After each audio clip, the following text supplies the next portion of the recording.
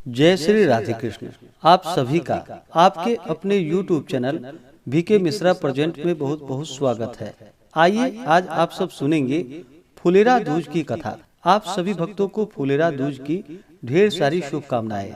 आप सभी के जीवन में श्री राधा कृष्ण की कृपा से आप सभी को सभी प्रकार के सुख और समृद्धि की प्राप्ति हो।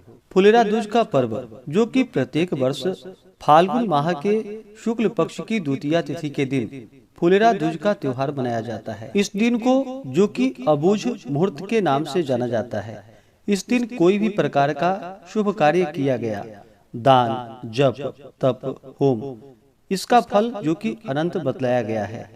धार्मिक मान्यताओं के अनुसार वैसे तो फाल्गुन का पूरा महीना ही श्री राधा और कृष्ण की आराधना के लिए श्रेष्ठ माना गया है, लेकिन फुलेरा दूज के पर्व पर राधा कृष्ण की पूजा का विशेष महत्व होता है।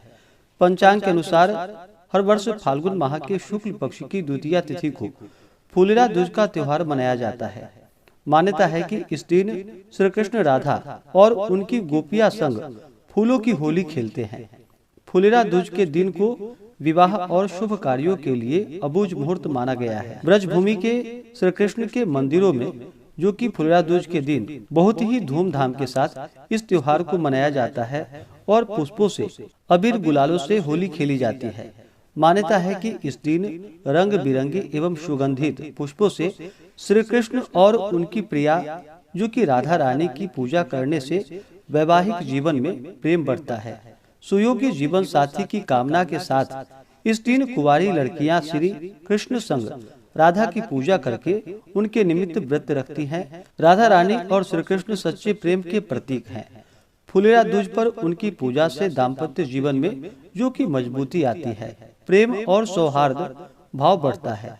इस पवित्र दिन पर राधा रानी को श्रृंगार की वस्तुएं जरूर अर्पित करनी चाहिए और उनमें से श्रृंगार की कोई एक वस्तु अपने पास संभाल कर रख लेनी चाहिए।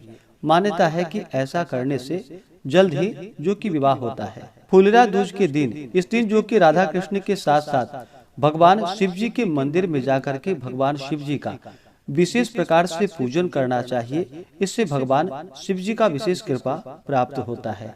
जो भी फुलेरा दूज के दिन व्रत को धारण करने वाले हैं, उन्हें चाहिए कि इस दिन सुबह उठ करके नित्य क्रियाओं से निवृत्त होकर के स्नान करके शुद्ध वस्त्र धारण करके भगवान सूर्य देव को अर्घ्य प्रदान करनी चाहिए और राधा कृष्ण की पूजन के लिए तैयारी करनी चाहिए। और खास करके गोधूली मुहूर्त के समय में इनका पूरे विधि विधान के साथ पूजन करना चाहिए।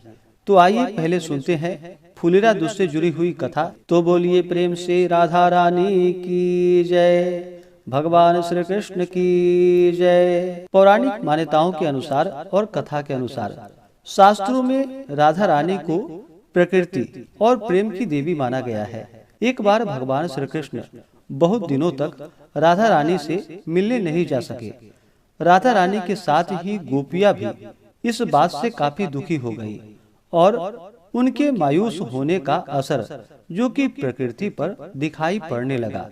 पेड़ पौधे, लताएं, पुष्प और वन सूखने लगे। प्रकृति का नजारा देखकर भगवान श्री कृष्ण को राधा की हालत का अंदाजा लग गया। इसके बाद वे बरसाना पहुंचकर राधा रानी से मिले। इससे राधा रानी प्रसन्न हो गईं और चारों ओर फिर से हरियाली छा गई।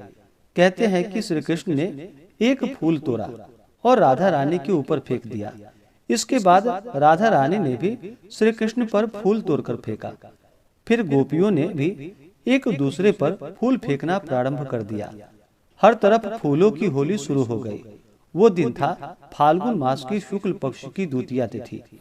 तब से इस दिन को फुलेरा दूज के नाम से जाना जाने लगा और इस दिन राधा कृष्ण के साथ फूलों की होली खेली जाती है। तो बोलिए प्रेम से भगवान श्री कृष्ण की जय, राधा रानी की जय, सर्वदेवी देवता की जय। इस दिन पूजन के लिए चाहिए कि एक अच्छा सा जगह ले, उस जगह को अच्छे से पवित्र करके वहाँ पे एक चौकी लगाए। चौकी पे लाल कपड़ा बिछा करके वहाँ पर श्री राधा कृष्ण की फोटो या प्रतिमा को रखे, स्थापित करे। इसके बाद सबसे पहले पूजन के लिए एक आसन लगाए। आसन पे उत्तर या पूर्व दिशा की ओर मुख करके बैठे। सबसे पहले अपना शुद्धिकरण कर ले।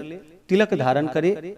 उसके बाद फिर भगवान गणेश जी का स्मरण करना चाहिए। भगवान गणेश जी से अपने कार्यों की सिद्धि के लिए प्रार्थना करनी चाहिए और फिर दीप प्रज्वलित करे। उसके बाद राधा कृष्ण का पूरे विधि विधान के साथ पूजन करना चाहिए। इस दिन इनका जल से अभिषेक करे। दूध, दही, शहद, शक्कर, घृत आदि से अभिषेक करके शुद्ध गंगा जल से अभिषेक करे। फिर पंचामृत से अभिषेक करे। फिर शुद्ध गंगा जल से अभिषेक करे। इसके बाद भगवान श्री कृष्ण को पीला वस्त्र अर्पित करे, राधा रानी को लाल वस्त्र अर्पित करे। लाल, गुलाबी या पीले वस्त्र आप अर्पित कर सकते हैं। उसके बाद इनका श्रृंगार करे। उसके बाद अक्षत, चंदन, पुष्प, धूप, दीप आदि से पूजा करनी चाहिए। खास करके टोकरी भर फूल, जो कि फूलों से भगवान से होली खेलनी चाहिए। टोकरी भर फूल भगवान के लिए अर्पित करनी चाहिए। जहाँ तक जो भी बन सके भगवान को पुष्प अवश्य ही अर्पित करनी चाहिए। उसके बाद अबीर, गुलाल, चंदन आदि अर्पित करे।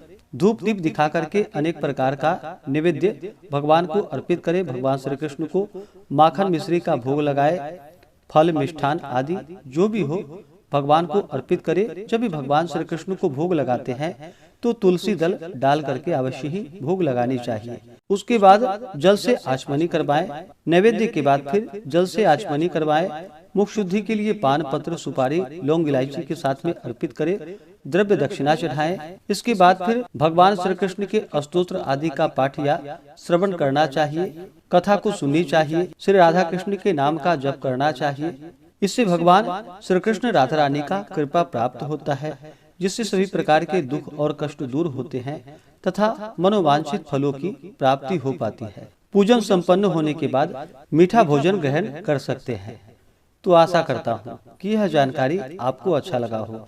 इसी प्रकार से व्रत पूजा के बारे में जानने के लिए, कथा को सुनने के लिए चैनल पे अगर आप पहली बार आए हैं तो चैनल को लाल बटन दबा करके सब्सक्राइब करें। साथ में बेल आइकन घंटी को दबाएं ताकि आने वाली वीडियो का नोटिफिकेशन आपको समय से मिलता रहे। वीडियो को लाइक करें, शेयर करें। सुखी रहें और स्वस्थ रहें। जय श्री राधे कृष्ण। धन्यवाद।